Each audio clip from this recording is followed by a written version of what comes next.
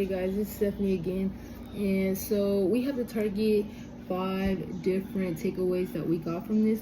So around like the 13-minute mark, he talks about ABA and how basically that works. And I work as an RBT, so I work with kids who we target these type of behaviors with, and it's really cool. One of the takeaways I can talk about this is how behavior like ABA specifically helps us target our own behaviors and kind of learn how we do certain patterns and how we can navigate through that to create some self-awareness so we don't keep repeating those type of behaviors. And that could tie into like my second takeaway when it comes to positive reinforcement. And our professor talks about that a little bit in a sense that we can increase a really behavior that we're really good at, or we know that we would be good at, so we can continue to push forward to keep reinforcing that behavior for it to become more positive and just more natural to us. And that ties into like the ABA world, because you do that when it comes to children. If you want to help them out, it's a positive reinforcement. You want something to continue, you're going to keep giving that positive reinforcement for that specific behavior to continue, which is really, really cool. And another thing is like a third takeaway that I could gladly talk about is just all of the different, I have my notes right here. It's like all of the different external and internal behaviors, which are really cool, whether that's verbal, motor, and internal events. Those are the ones that he targets specifically. And it's really cool how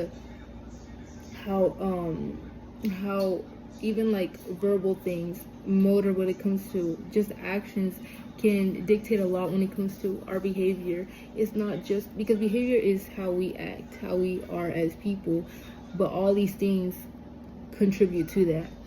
So like our verbal, when it comes, I can tie this into like the ABA world.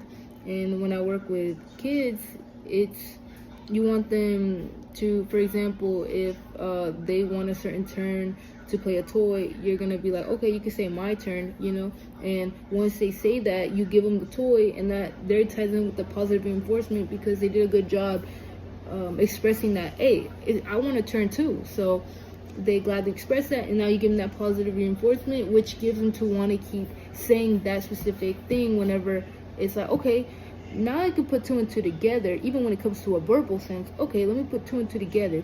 I get something good whenever I say this specific thing, so this must be the right way for me to get something good. And they tie that into a naturalistic sense, and it helps them over time, which is really cool.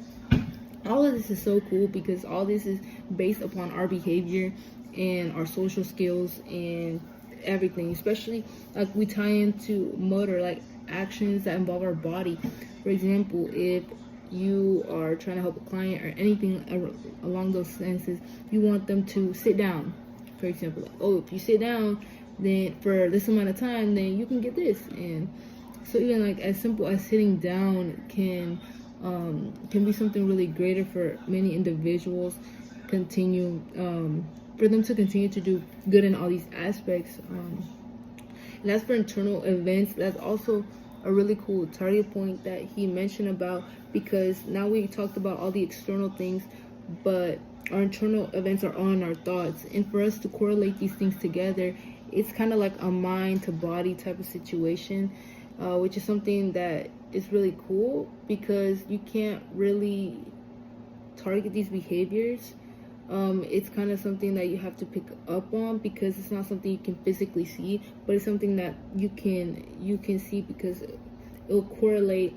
The way you can see it is because it'll correlate with the behavior. So the way that certain thought process works, or the way that maybe, say for example, there was a client and they would do this certain behavior, but after you just did a lot of reinforcement, added a lot of reinforcers, and just continued that pattern, that helped them change that certain behavior, which also changes their thought process at that. So it's a tie together, which is really, really cool.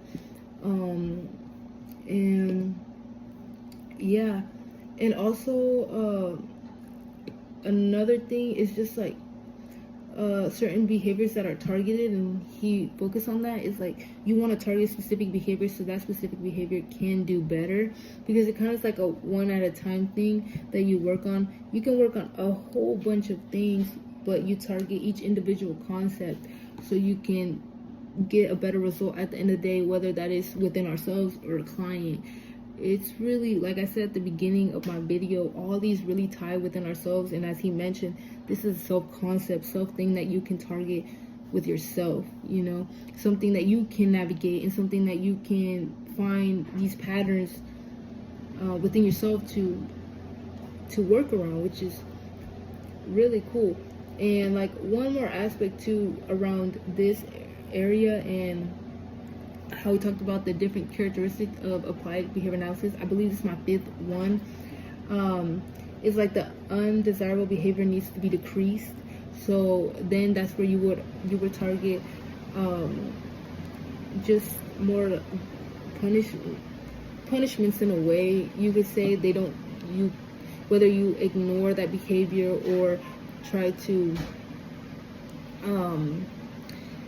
whether you like ignore that behavior or just simply what is that word called? Redirect that behavior to something else.